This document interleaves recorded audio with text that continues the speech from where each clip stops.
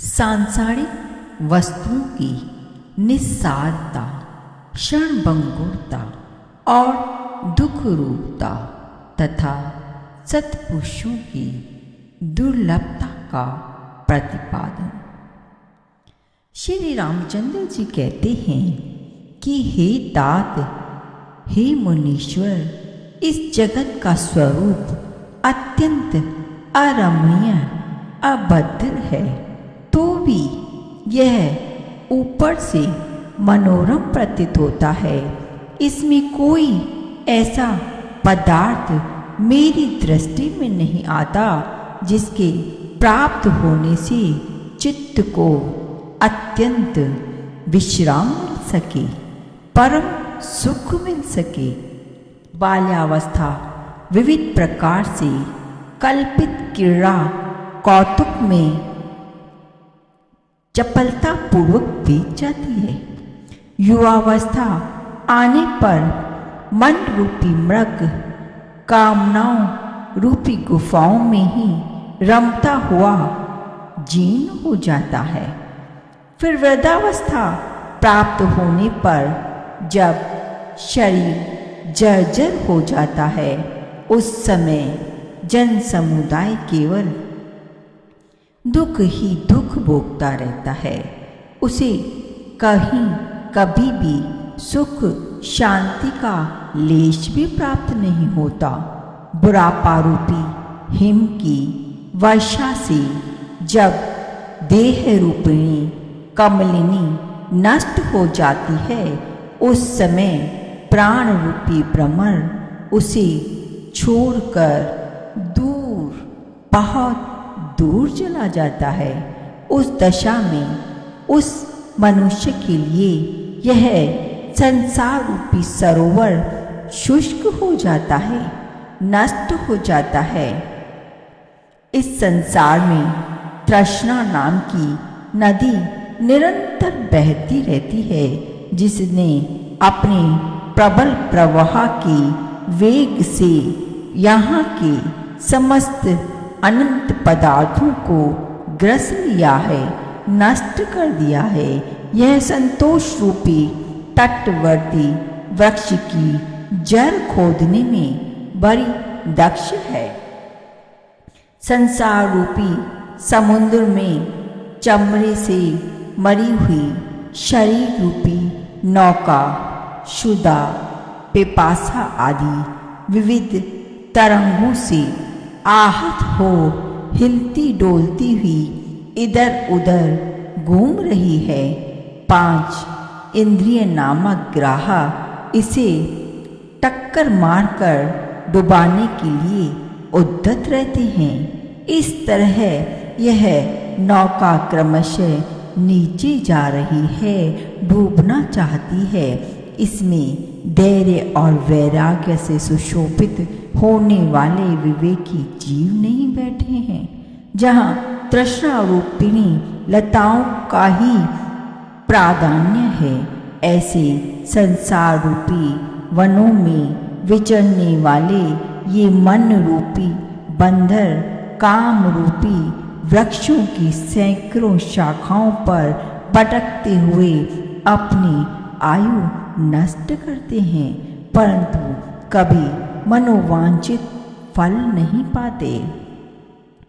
आपत्तियों की प्राप्ति होने पर भी दुख और मोह जिनसे दूर ही रहते हैं। स्वास्थ्य और संपत्ति में भी जो अहंकार शून्य मन से सुशोभित होते हैं तथा सुंदरी रमणियां जिनकी अंतःकरण को चोट नहीं पहुंचाती,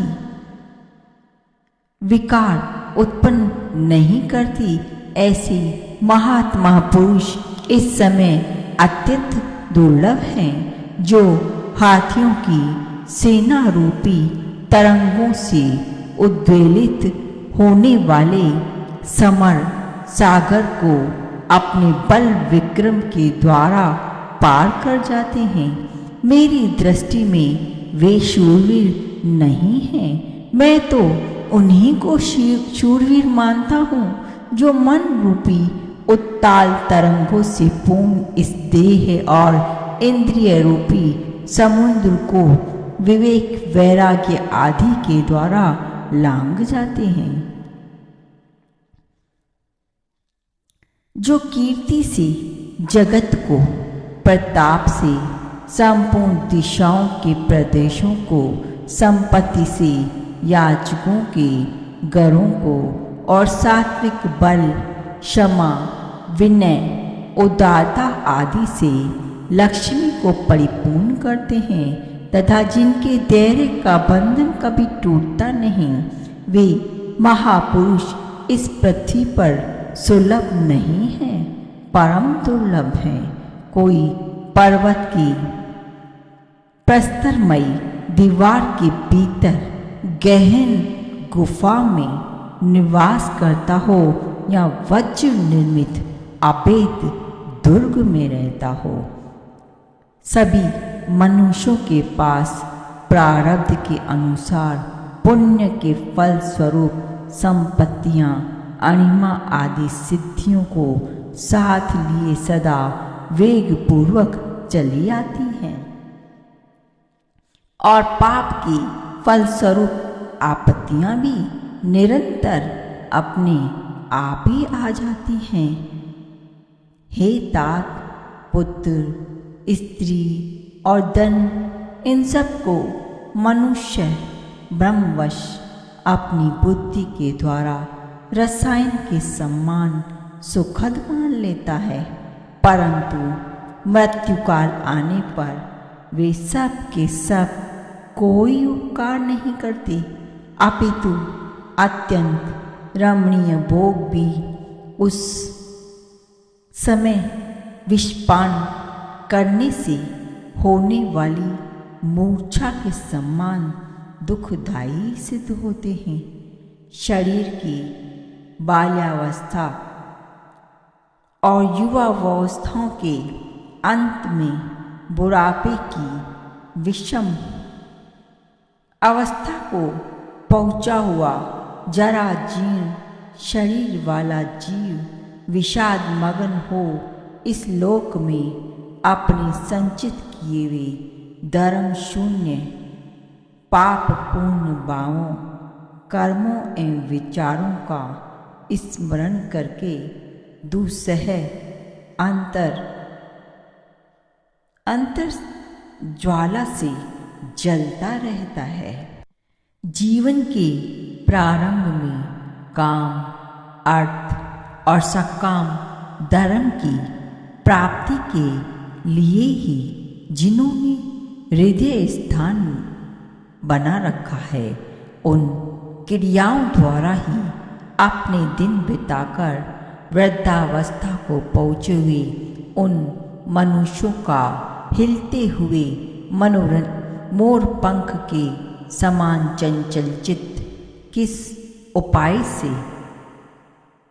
सुख शांति प्राप्त करे, अर्थात निष्काम धर्म या परमार्थ साधन के बिना सुख शांति का मिलना कठिन है।